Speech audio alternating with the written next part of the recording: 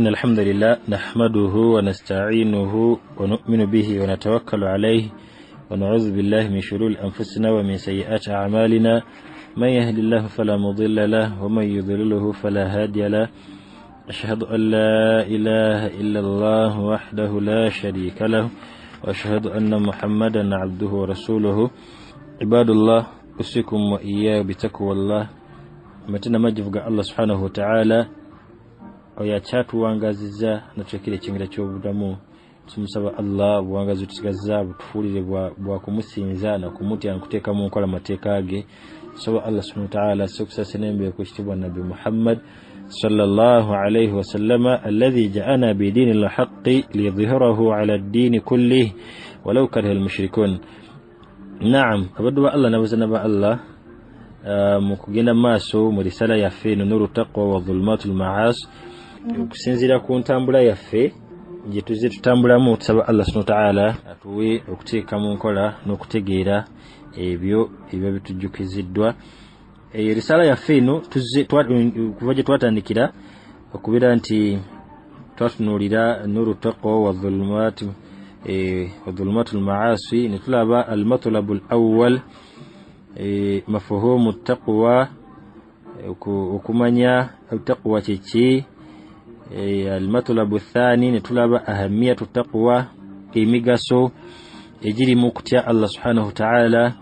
والواليدو بإذن الله تنتدك ومتيكو وبا إنجيلي يكساتو صفات المتقين إبتيندو بيابا كريزا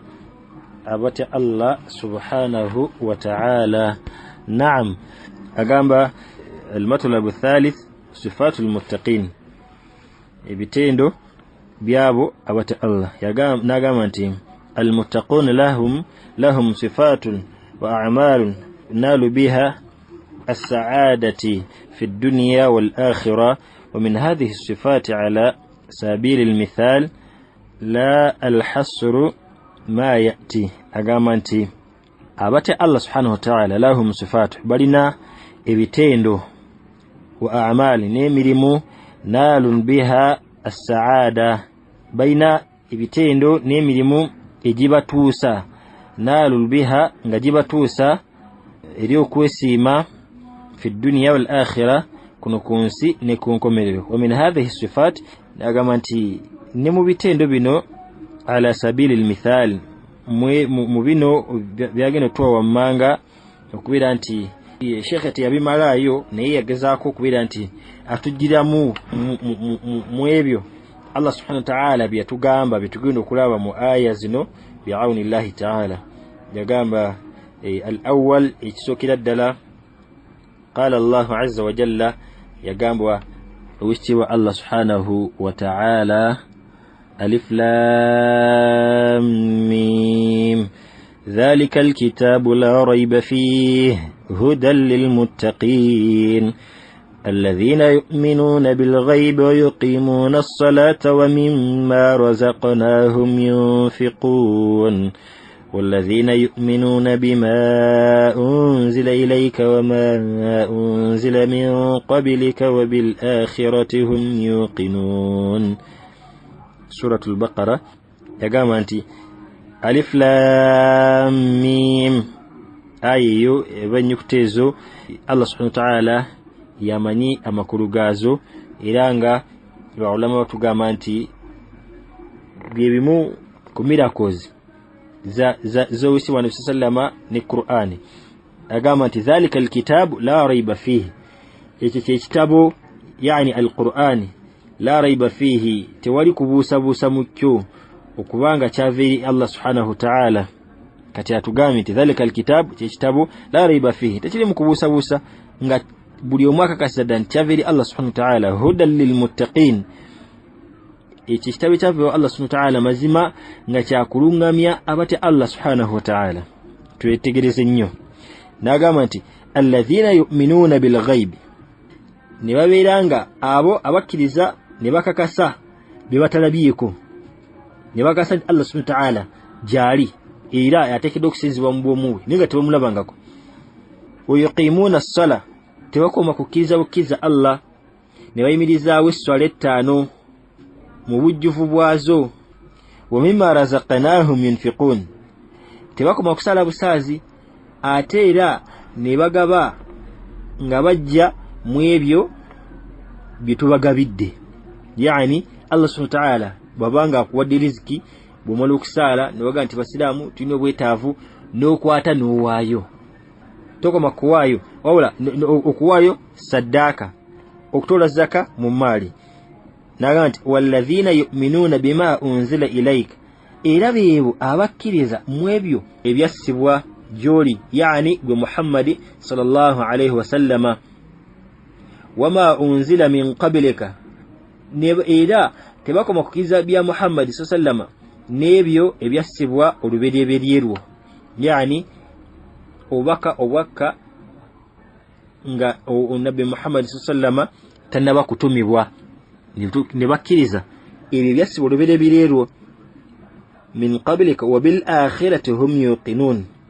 era ne babeera bo nga bakakasa enkomerero obulamu yani obulamu bw'oluvannyuma nabwekyo Sheikh nagamba ففي هذه الآيات مجموعة مباركة من صفات المتقين mazima aya zino ez'ekitiibwa ez'omukisa zakuŋŋaanya ebitendo ebyabo abantu abatya Allah subhanahu wa ta'ala Allah bayogirako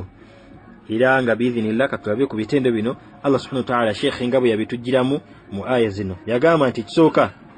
al imanu bil ghaib okukkiriza ebitalabwako abadde wa Allah okubeera nga twakkiriza Allah subhanahu wa ta'ala nga situmulabangako wabula nga tukakasiza ddala nga tewali kubuusabuusa kwonna la shakka fi dhalika nti Allah subhanahu wa ta'ala waali mulamu nga bwe yatugamba nti la yamutu fiha wala yahya tafa teyeebaka omuntu nakkiriza nti mazima Allah subhanahu wa ta'ala waali era ateekeddwa okuba nga asinzibwa naye nga situmulabangako ate ngera tulina obukakafu ddala bwe tunawangala ku nsi nga Allah bw'ayagala tugenda kumusinkana yawmul qiyama agenda kutubala abaddu Allah baanasaasira ne bayingira ejjana bagenda kulaba ku Allah subhanahu wa ta'ala kati okukkiriza mu bintu nga tobirabyeko ne tukkiriza omuntu n'abira alina obukakafu nga akkiriza ddala nti Allah subhanahu wa ta'ala alina bamalayika naye nga yali abalabyeko tukakasa ddala nti Allah ateekako malayika 2 eziwandika emirimu gyaffe emirungi n'emibi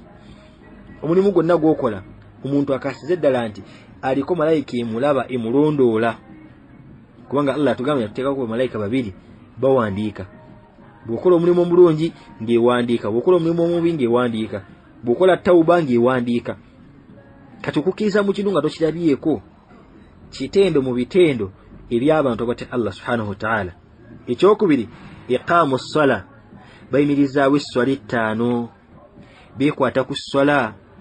omusajja n'abiranga esswala ye agisaalira mu muzikiti mu jamaa nga Nabbi sallama yatugamba nti omuntu omusajja esswala ye agisaalira mu muzikiti mu jamaa iqaamu ssala baddu ba Allah twekwate ku sswala 5 tetugenda kuzikirira kubanga inna salata tanha 'anil fakhsha'i wal munkar mazima esswala omuntu gyasadde emuziiza okukola amazambi n'ebyensonyi saba Allah subhanahu wa ta'ala atuwe obujjuvu bw'esswala atuwe okuzisaala nga tuzifumiitirizaako esswala zino zifuuke ensonga etuziiza okukola amazambi n'okwonoona maaso g'ekitiibwa Allah subhanahu wa ta'ala n'agamba ekitendo ekyokusatu mu bitendo by'abakkiriza al infaaqu الواجب والمستحب في جميع طرق الخير الانفاق omuntu okubeera nti okuwaayo okwalaalikibwa walmustahabbu n'okwo okwakyeyagalire okubeera nti omuntu Allah subhanahu wa ta'ala akuwadde emaali n'akugamba nti omwaka bwe guggwako njagalamu omusolo gwange omuntu okubeera nga atuula n'abala emaali ye n'atoola zaka oba n'agenda n'ayita omwali omubaga nti sheekhe tugeze ku bashiyokho baffe be tulina wano omuga nti seeka gundi yenna gw'oyinza okulowoozaako tugambi wa Sheikh Rujja, Sheikh Hamza Kigozi, Sheikh Man gwe kakasa n'omugamba Sheikh nsaba kujjobale emali yange najja nakubala nakugamba nti ya musiramu emali wetuuse oteekeddwa okujjamu musolo gwa Allah subhanahu wa ta'ala nabala najjamu kasoba nga otuuse okuba nti owa zaka n'otoola zaka ng'otidde Allah subhanahu wa ta'ala kubanga omuntu atola zaka Allah subhanahu wa ta'ala isooka akuuma emali yo agiteekamu omukisa agyongeramu. Omuntu atola zaka si kyangu kyakumala gaavuwala kubanga erimu obukuumi bwa Allah subhanahu wa ta'ala. Kati omuntu okubeera nga atola zaka ne yeekubiriza otumala okusaala ne tutoolako mu maali zaffe ne tuwaayo alladhina yuqimuna as-salata wa mimma razaqnahum yunfiqun ne batugani bategeeza muzikiti ba imaamu tebannange tulina obwetaavu tulina muganda waffe mulwadde twetaaga tugende tumulambuleko basiraamu tulina mulekwa twetaaga okusoma ne tukwata mu maali yaffe ne tusaddaaka abamulekwa ne bagenda ne basoma ne tusasula amasannyalaze g'omuzikiti ne tusasula amazzi ne tuyamba abeetaavu ne tuyamba abatambuze n'ebiringa ebyo ne tutabeera bamukono gaamu. Kati okuwaayo kutuwaayo Allah kwayogirako okwakyeyagalire n'okwo okwalaalikibwa okutoola zaka mu maali okubeera nga tusaddaaka mu ebyo Allah subhanahu wa ta'ala byagamba bitufunamu empeera mu maaso g'ekitiibwa Allah subhanahu wa ta'ala. Naam, natugamba ekyokuna al-iman bil-Qur'an wal-kutubi al-munazzalatu as-sabiqa. Omuntu okubeera nga akkiriza mu kitabu Qur'ani la raiba fihi Allah tugambe tekirimu kubuusabuusa. Qur'ani tekontana. Qur'ani buli muntu akkiriza nti yava eri Allah subhanahu wa ta'ala. Tukkirize omuntu okubanga alina obukkiriza mu Qur'ani nti bino ebigambo bya Allah subhanahu wa ta'ala si bya wakitibwa Muhammad sallallahu alayhi wa sallam wabula Allah yabimusaaka abituleetere. Muhammad teyatuula wansi n'atandika kutunga kitabu kino byava eri Allah subhanahu wa ta'ala. Walkutubi almunazzala as-sabiqa n'okubeera nga tukkiriza mu bitabo ebyo Allah subhanahu wa ta'ala biyassa lubereberye lwa Qur'an at-Tawrat az-Zabur wal-Injil. Omuntu okubeera nga abikkiriza nti bitabo by'owekitiibwa Allah subhanahu wa ta'ala abissa ku babaka be nga tobamanyi. Ekyokutaano n'agamba nti al-inqan wal-iman al-kamila bil-akhirah n'okubeera nti omuntu alina yaqiini omuntu alina okukkiriza omuntu akakasiza ddala wal-iman n'obukkiriza al-kamila obujjuvu bil-akhirah nti waliyo olunaku lw'enkomerero. Wal-yaqin huwa al-ilmu tamma alladhi laysa fihi adna shakka. N'ekiyitibwa al-yaqini okukakasa huwa ilmu tamma kwe kumanya okujjuvu ye irimu enzijuvu eteriimu kantu konna. Omuntu okubeera nga taliimu kubuusabuusa kwonna nti bamugamba nti Allah subhanahu wa ta'ala singa omwesigamira ajja kutirawo obufulumiro munaakakasiza ddala nti singa neesigamira Allah wakuntirawo obufulumiro.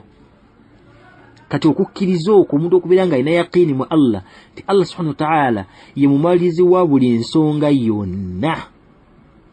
Oli mulwadde weesigamire Allah teweesigamira ddagala ly'omize lino. Weesigamire Allah nti agenda ddiragira likole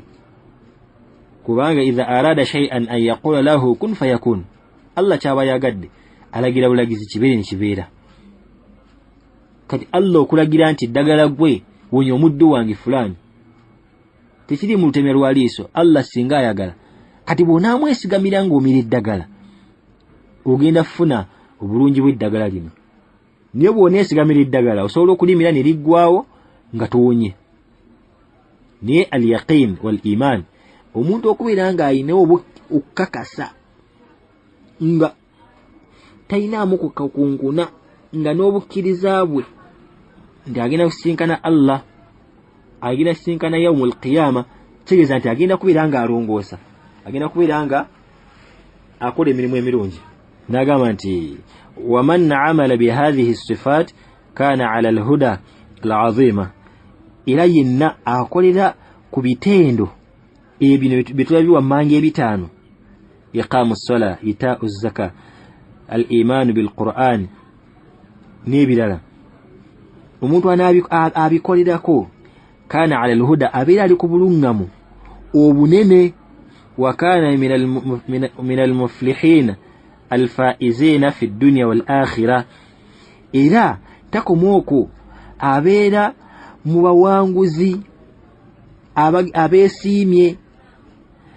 fi dunya wal akhirah kuno kunsine kunkomerero yani agenda kuwangala obuwangazi obujjudde okutya Allah subhanahu wa ta'ala era agenda kusinkana Allah yaumul qiyama nga Allah yasiima bye yakola Allah nga yasiima obuwangazi bwa fulani bwe yawangala kuba yawangalanga ddiini obuwangazi bwe bwali busiraamu obuwangazi bwe yali ddiini obuwangazi bwe yali zaali sunna za Mubaka sallallahu alayhi wasallam nawisha dua Allah namazana ba Allah ekyo yinnambimu min sifati almuttaqin Sheikh yatujirayo aya esose suratul Baqara okuva ku aya esooka mpaka aya eyokuna n'atutemera ebitendo Allah byatenda nabyo abantu abamutya ebitaano ekisose tugambye al-iman bil ghaib ekyokubiri iqamu ssola al-infaq al-wajib al-mustahab fi jami'i tariq al-khair ekyokuna al-iman bil Qur'an wal kutubi al-munazzala as-sabiqa n'ekyokutaano al-iqan wal iman al-kamila bil akhirah umuntu okubira nga ayina yaqini ne imani enzijuvu. Naam. الثاني ensonga yokubiri min sifati almuttaqin قال الله عز وجل يقام الله سبحانه وتعالى ليس البر أن تولوا وجوهكم قبل المشرق والمغرب ولكن البر من آمن بالله واليوم الآخر والملائكة والكتاب والنبيين وآتى المال على حبه ذوي القربى واليتامى والمساكين وابن السبيل والسائلين وفي الرقاب وأقام الصلاة وآتى الزكاة والموفون بعهدهم إذا عاهدوا والصابرين في البأساء والضراء وحين البأس أولئك الذين صدقوا وأولئك هم المتقون.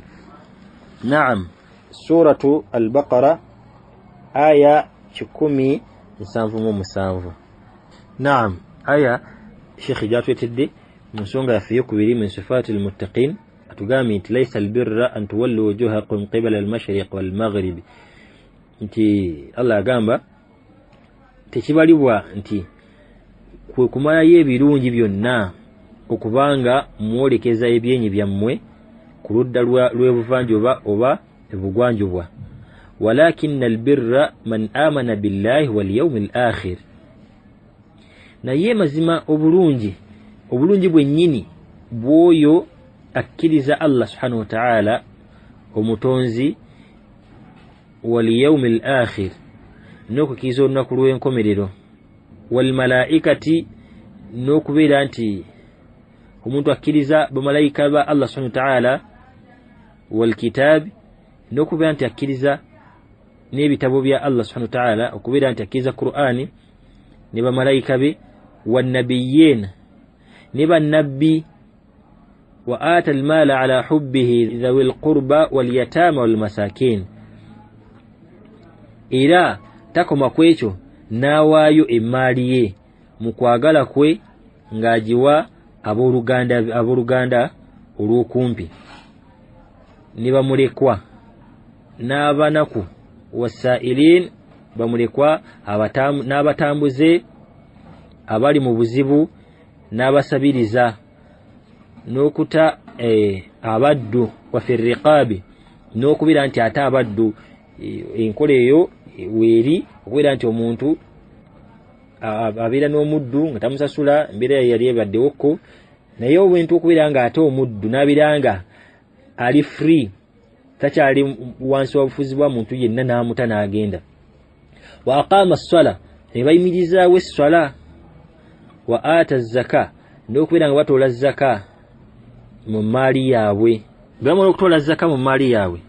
omusolo gwa Allah subhanahu wa ta'ala emaali yalalikibwa era abo walmufuna bi'ahdihim idha ahadu era abo abatuukiriza endagaano zaabwe bwe babanga balaganyisizza wassabirina fil ba'sa'i wad-dharra n'abagumiikiriza mu bwavu obutiridde ne mu bulwadde bw'olukonvuba wa hina al-ba's ulaika alladhina sadaqu Allah subhanahu wa ta'ala agambye abagumiikiriza mu bwavu obutiridde ne mu bulwadde obw'olukonvuba ne mu kiseera ky'olutalo abo abamenyeddwa waggulu beebo abakkiriza ulaika alladhina sadaqu beebo abakkiriza abakakasa mu kukkiriza kwabwe yani nga bakakasa nga banywevu eri Allah subhanahu wa ta'ala wa ulaika humul muttaqun era abo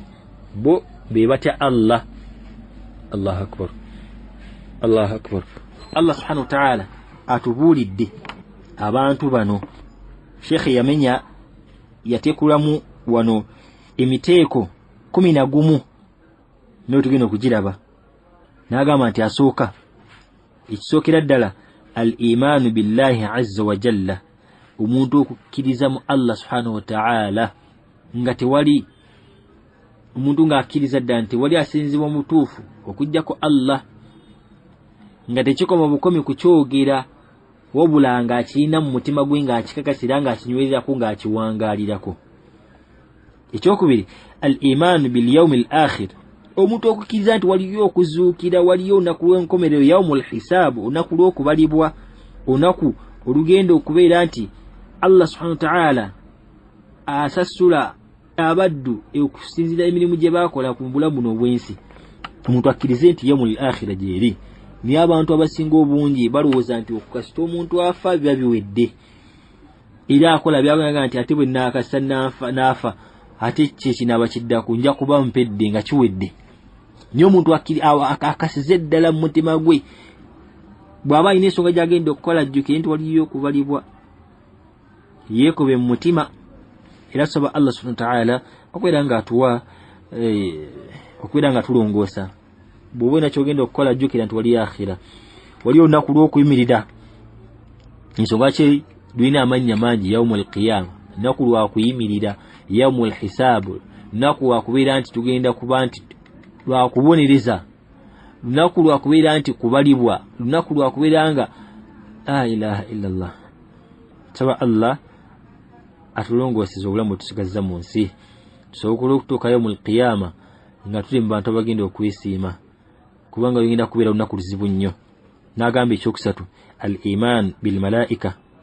omuntu akakasizidda nti alina bamalayika abamulondoola. Omuntu akakasizidda nti malakul mauti saawa yonna egenda kumukyalira olukyala olutaliiko insha Allah olukyala olutagenda kubeera nga lumuwawo akaaganya ak'okukola tawuba olukyala olugenda okuleka abantu mu biwoobe olukyala olwo lugenda okubeera nga nnyini kukyalirwa agenda kubeera nga alina essanyu singa aliwangaala nga ate Allah subhanahu wa ta'ala. Olukyala lugenda okufuula nnyini kukyalirwa nga yejjusa obulamu butya bwa budibaze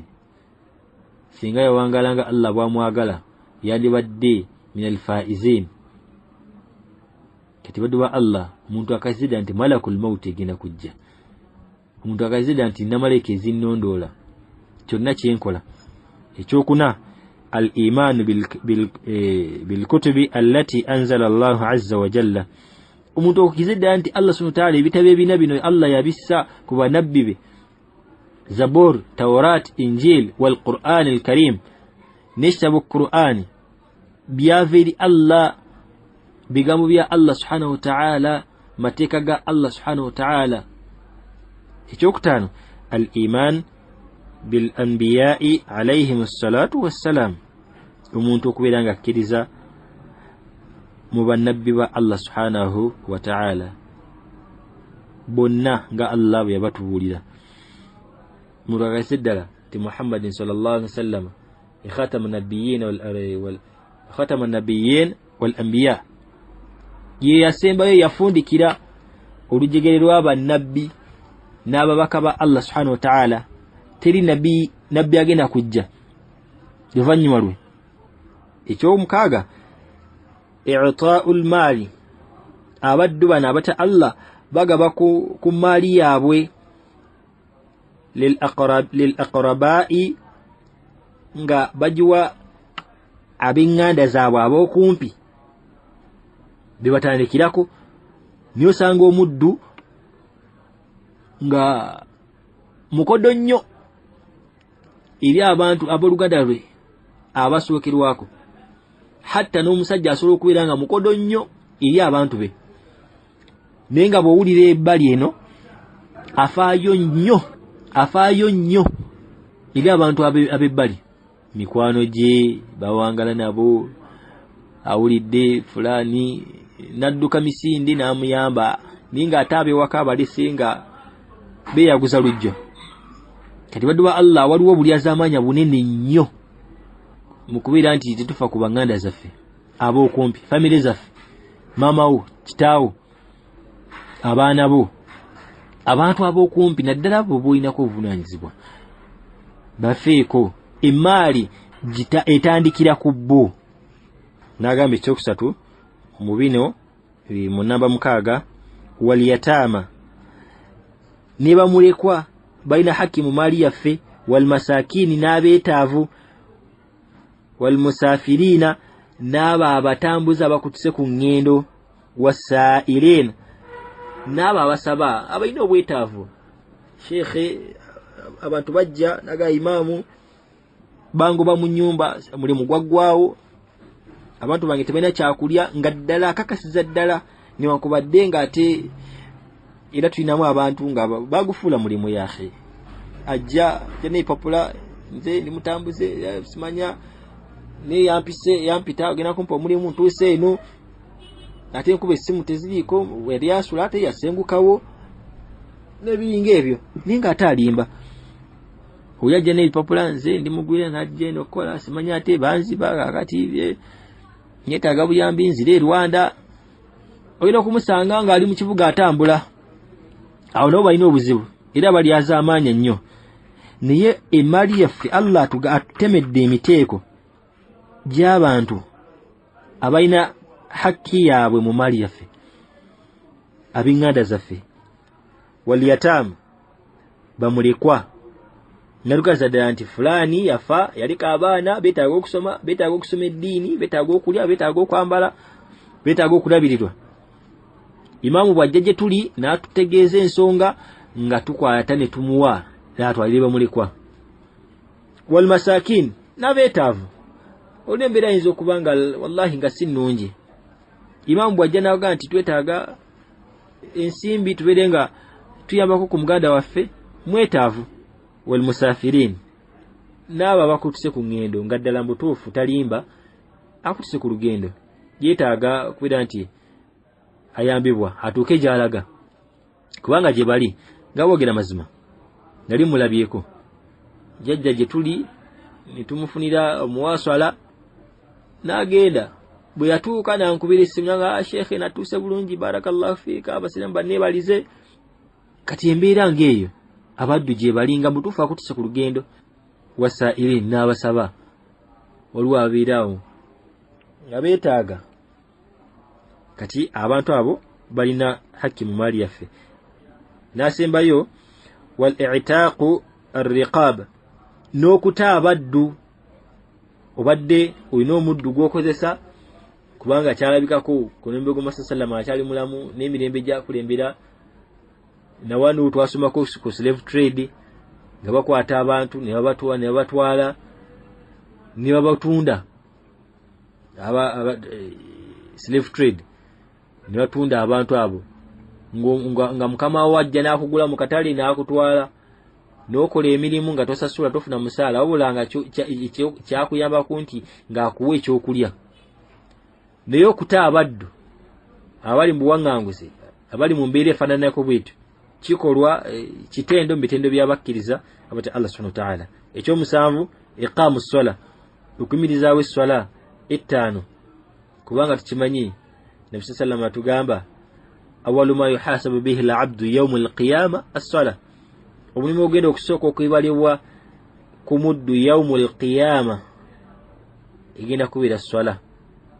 kati omusajja ateekeddwa okubanga afaayo nnyo asale swala mu muzikiti fil jamaa ng'ali mu jamaa ekuyitako obadde weebase otambula n'embeera eziringa ezo nga mutuufu woli tosobola kusaala oba weebase neyeebaka ogenda okugira oti aswiri ozuukisa essaawa 12:45 magharibi eyingira ogenda okudda engulu ng'obudde bwagenze dda noga subhanallah sinna saala aswiri nodduka misi n'ogisaala naye ng'oli mulamu olaba omulwadde esswala temuvaako temusenyibwa abali mu lutalo bali mu kulwana emmundu etokota ebiso biyitingana esswala eteekeddwa okubeerawo kati ku muntu ali awo atali mutalo tatambula si mulwadde teyeebase esswala nsonga nkulu awuluma yuhasabu bihi al-'abd esswala eteekeddwa okubanga weeri ate nga nzijovu abaddu abatya Allah bayimirizaawo esswala ettaano ezaalalekebwa tebakoma kuyimirizaawo esswala zokka ettaano ezaalalekebwa wabula bagoberezaako sunna kigambo kikulu ekyo okusaala qabliya ba'diya rak'atayn ezawuzu salati ad-duha tahajjudi n'endala abaddu bayimirizaawo esswala n'agamba ekyomunaana ita uzzaka batoola zaka mu maali yaabwe omusolo gwa Allah ne bagujjamu kubanga Allah atugamba nti zaka eno ejjibwa mu bagagga ng'edda mu baavu basobole okubeera nga bebeezaawo bakulaakulana n'okutambuza obusiraamu bantu tutole zaka abaddu abasinga lwaki tebatoola zaka nti emaali bizinesi zaabwe zijjuddemu haraamu bawangalira ku riba nga ddala akimanyi nti riba Allah subhanahu wa ta'ala yajigaana kubanga Allah atugamba suratu Bakara yakkiriza obusuubuzi n'aharamisa riba naye abantu bawangalira ku riba abantu balowooza nti tasobola kukola bizinesi Kampala wa illa ng'agenze ne yeewola kati embeera efaanagana ku bwetyo abantu ensonga lwaki tebaagala kutoola zaka ne bukira ku makyanga Allah subhanahu wa ta'ala ng'emmali agisaanyizzaawo neggwawo babigakawuta abantu bali bakaaba paakayaadi bannaaye bookya akatale ne wallahi Allah yaboogeza abaddu abo kati emaali bagyokyezza kati banka etubanja lwaki owangalira ku riba beera naakati naye nga ka halaali nga tekaliimu riba tekali mu busungu bwa Allah subhanahu wa ta'ala era kijja kwangwira okubeera ng'otoola zaka bw'onaatebeera n'ekitundu nga tekiriimu riba Allah agenda kifuula ina kitefuula kya mukisa Allah ajja kiteekako obukuumi bwe Allah ajja kubeera nga akugaggawaza ubiri mbantu abatoola zaka n'atugamba ekyomwenda alwafaa'u bil'ahdi abaddu ba Allah bano abamutya alwafaa'u bil'ahdi babeera nga batuukiriza endagaano zaabwe walmufuna bi'ahdihim idha ahadu babeera nga batuukiriza endagaano singa baba bazikoze tebeefuula Allah akitugambe mu aya eno walmufuna bi'ahdihim idha ahadu batuukiriza endagaano tebaawukana ku ndagaano ekyokumi as-sabru fil faqri wal marad wa waqtu qitaalul a'da babira n'obugumiikiriza mu bwavu babira bagumiikiriza obwavu naye babuzze gye bali bakashiriza ddala nti n'embeera teriiwo wa illa nti eriwo okusalawo kwa Allah subhanahu wa ta'ala omukkiriza tapakuka obwavu babuzze emaali bamubbye qadara Allah wa ma sha'a fa'ala n'agumiikiriza nadde eri Allah subhanahu wa ta'ala n'akakasa ddala nti tewali kisobola kubeera wa illa nga kiriwo okugira kwa Allah era nakkiriza nti Allah angeredde alhamdulillah wal marad bayina obugumiikiriza mu bulwadde Allah yakyogeddeko mukwano wasabirina fil ba'sa'i wad darra babeera bagumiikiriza obulwadde obw'olukonvuba obulwadde tebuwona musajja alwa alina sukaali amutawanya n'agumiikiriza ku lwa Allah subhanahu wa ta'ala ng'akaliza ddala nti Allah ajja kumusasula empeera. Yali Nabbi Ayyub Allah subhanahu wa ta'ala yamugeesa n'obulwadde omubiri ne gutandika okuvunda naye yagumiikiriza. Kati omuntu ate Allah bamugira obulwadde nga bwalukonvuba abeera nabwo ebbanga lyonna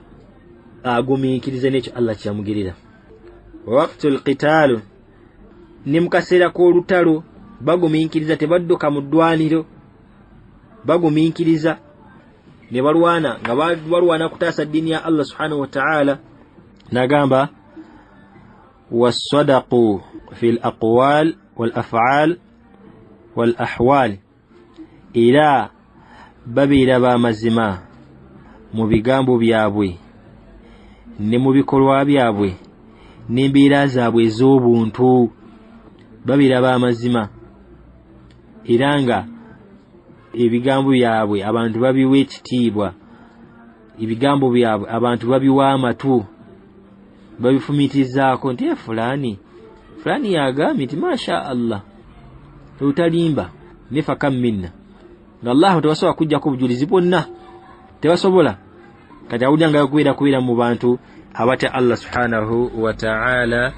alina kubeera nga wa mazima, ebigambo bye byayogera nga wa mazima. Ekyokubiri n'ebikolwa bye bwebanga abantu bawangala nabo nga tebakumanyiimu ngalo baga nti fulani bw'omuteesa ssente takubuzaabuza mu kiseera ky'okuzino nayo poliisi eba ekutta abantu tebakusuubira kubeera mu bantu bebakutte bava mu kiduula. Embeera zo enneeyisaayo ebikolwa byo bamanyi nti fulani muvubuka masha Allah muvubuka tya Allah subhanahu wa ta'ala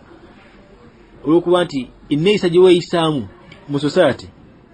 kitendo mu bitendo by'abakkiriza.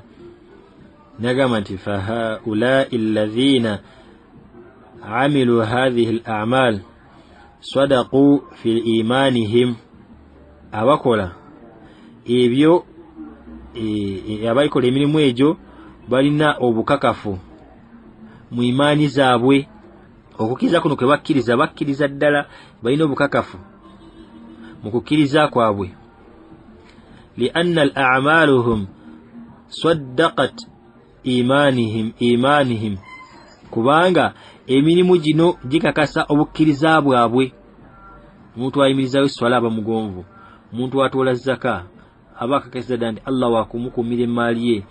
era akakasiza ddala nti tagenda kwavuwala. Omuntu okubeera nga ebigambo bye emirimu gye obuwangaazi bwe nga byonna birimu okutya Allah subhanahu wa ta'ala. Omuntu okubeera nga akkiriza mu bamalayika ba Allah, omuntu okubeera nga akkiriza bannabbi, omuntu okubeera nga atuukiriza endagaano, obeera n'obwesige mu bantu aga nti gondi wakola endagaano tajawukanako. Kati emirimu gino gyennyini gikakasa obukkiriza bw'omuddu. wahum al-muflihun era bebe okwesiima oba beesiimye liannahum taraku al-mahdhurat olw'ensonga nti baleka ebyo byonna ebyazizibwa ebya haramu wa fa'alu al-ma'murat bwe bakkiriza ne baleka ebyo ebya haramu byazizibwa ne bakola ebyo al-ma'murat ebyo Allah subhanahu wa ta'ala byalagira byatukiriza okubanga tukola tuwangalirako. Wali anna hadhihi al-umur mushtamilat ala kulli khisalil khair, embeera eno kwamba embeera z'abaddu bano Allah nga bwatugaye mu aya eno shekhe bwatumenyemenedde ebitendo bino embeera ezo ziyingiramu kye tuyita emirimu emirungi, quality y'emirimu emirungi, tadhammanan wa luzuman n'okubeera kye tuyita adherence okwenywereza ku mbeera eyo. anna alwafa'u bi'ahdi yadkhulu fiha ad-dini kullah, olw'okuba nti okutuukiriza embeera eno eyingiramu omuntu obwe atatuukiriza endagaano asaala esswala embeera yonna eyingiramu eddiini yonna kubanga oba omuntu aba atodde zaka omuntu asaala omuntu ayogera amazima omuntu atuukiriza endagaano omuntu akkiriza Allah byonna ebitendo bino bitendo ebikola eddiini yonna waman qaama bihadhihi al-a'mal n'omuntu ayimirizaawo emirimu gino kana lima sawaha aqwam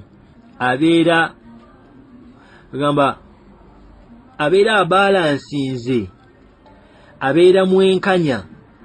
ku ddiini ya Allah kugamba eddiini eno aba takoze self service nti alondamu bimwanguyira ebitamwanguyira n'abireka abeera wangaala kugamba atuukiriza aba yenkanyankanyizza abeera abalansinze essola agisaala oba osanga omuntu ng'asaala essola naye nga tatuukiriza ndagaano omuntu omusanga ng'asaala essola nga tayagala kutoola zaka omuntu abeeraawo ng'asaala essola naye nga talina bukakafu gamba alinamu okubuusabuusa eri eno n'eno aga n'aga kati embeera eyo tebeera nnungi fahaulai humul abrar as-sadiquna al-muttaqun era beebo abeesiimye ab'amazima abatya Allah subhanahu wa ta'ala nabishadu wa Allah nabazana ba Allah ensonga ezo bbiri insha Allah nsaba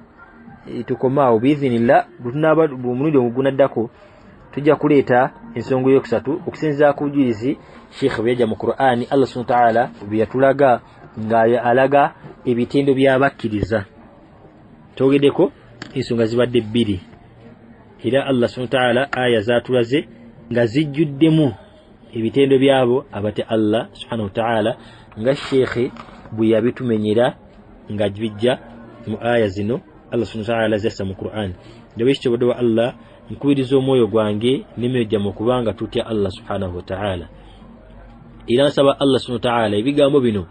abifule bya mugaso gyendi nammwe abasigadde abiringa abifule okubeera nga bikyusa obulamu bwaffe tulongoose enkolagana yaffe n'ewekitiibwa Allah subhanahu wa ta'ala wetugenda okufuna obulungamu wetugenda okuyingira ne Allah subhanahu wa ta'ala mbakubiriza okubeera ab'amazima mbakubiriza okubeera nga twekwata ku swala 5 mbakubiriza abatuuse okuwa zaka tubeere nga tuwa zaka okubeera omuntu ng'alina yaqiini mu Allah subhanahu wa ta'ala nsonga nkulu omuntu okubeera nga akkiriza mu ebyo byatalabyeko naye nga kazadde nti gano mazima kubanga Allah tugamba nga atwekasa obwannabbi bwa Muhammad sallallahu alaihi wasallama n'agamba nti wama yantiqu anil hawa in huwa illa wahyu yuha talina kyayogera Muhammad ng'akijja kwagala kwe kalla byonna byatugamba byonna byajja nabyo bwalinga bwako obuvudde eri Allah subhanahu wa ta'ala tatulangako n'ayiiya ddiini eno wabula Allah yamulonda atuuse nabwekitobodde wa Allah wama yantiqu anil hawa in huwa illa wahyu yuha bwalinga bwonna bubaka bwava eri Allah subhanahu wa ta'ala talina kyayogera nabwekityo mbakubiriza tubeere ab'amazima tutuukirize endagaano Allah bawadde ensimbi temuli azaamanya bantu bammwe kubanga bagenda kubeesibako yawmul qiyama saba Allah ebigambo bino bifule bya mugaso gye tuli ate okubifumitizaako ate okuteeka mu nkola bingasenza abyogedde abibatuusizaako nammwe Allah subhanahu wa ta'ala nsaba abagase nabyo tubeere abantu abamwawula abamutya abateeka mu nkola subhanaka Allahumma bihamdika nashhadu an la ilaha illa anta nastaghfiruka wa natubu ilayk assalamu alaykum wa rahmatullahi wa barakatuh